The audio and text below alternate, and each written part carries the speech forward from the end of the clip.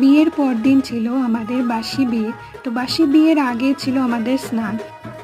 তো এই স্নানের নিয়ম আছে যে বর আর বউয়ের সাথে জামাইদেরকেও বসতে হয়। তো আমার দুই জিজু বসেছিল এই স্নানে, তো খুব মজা হয়েছিল। দেখতেই পাচ্ছেন কিরকম, আর এখানে দেখতে পাচ্ছেন ছোটমণি, আমার মাসি, পিসি সবাই মিলে খুব হুলস্থুল করছিল রং টং মেখে। আর আমি তো মানে পারলে ওর পিছনেই লুকাচ্ছিলাম যে রং যাতে কেউ মাখে না আমার গায়ে। আলটিমেটলি সবাই মেখেছে।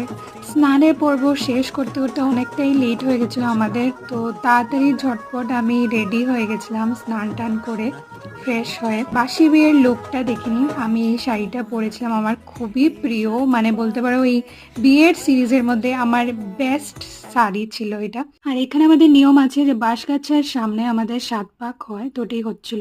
বাসি বিয়ের সেকেন্ড পার্ট নিয়ে চলে আসছি নেক্সট একটা মিনি ব্লগে।